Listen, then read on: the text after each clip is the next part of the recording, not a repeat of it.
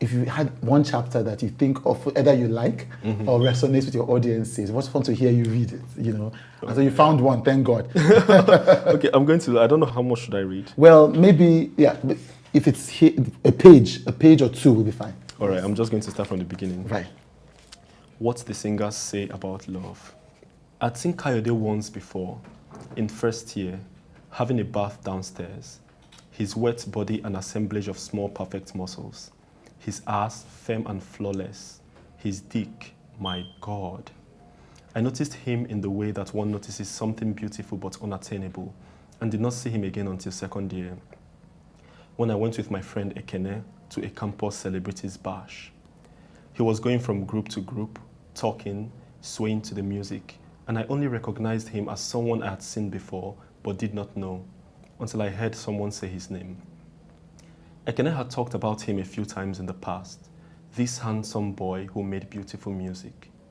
I sat in a corner of the room, watching people dancing, thinking how happy their lives were in that moment, how tomorrow this senseless joy would be absent. His eyes caught mine watching him. He looked puzzled, a look that, with most boys, usually turned into aggression. I glanced away. When I looked back up, he was staring at me. I smiled, unsure of how to read and return that brazen stare. He smiled back, whispered something to a girl who was in deep conversation with Ekene, and she nodded, a quick, distracted nod. He strode toward me, holding a can of Star, which he placed on the table as he sat opposite me.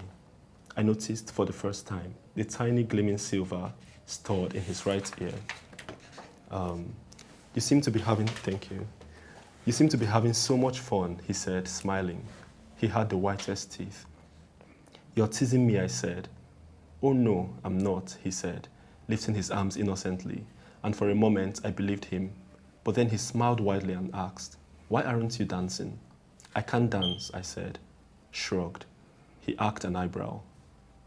The song playing was loud, was full of clanging metal, of booming drums, and the dancers had gone completely mad, jumping and shaking their heads like people about to burst into incantations. When he spoke, he had to shout, everybody can dance. Not me, I said. I danced like a girl. You what? He leaned in and I leaned in, my lips to his ear. His hair had a distant scent of something sweet and fruity. I imagined him in the bathroom, his head crowned in leather. Then I remembered his body, the muscles moving across his back and arms as he washed himself vigorously, and I felt a little guilty. It had been different seeing him down there among a dozen other boys having their baths outside as I brushed my teeth, each person a feature of morning. Now, it seemed like a small violation. All right, let's stop here.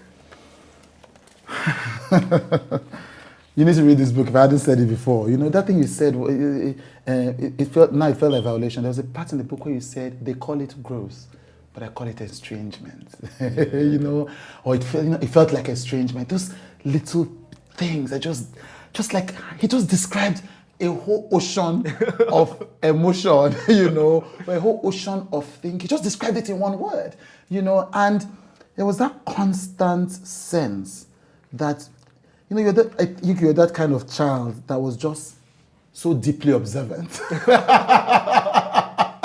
to those experiences between people that even they didn't know just happened, you know.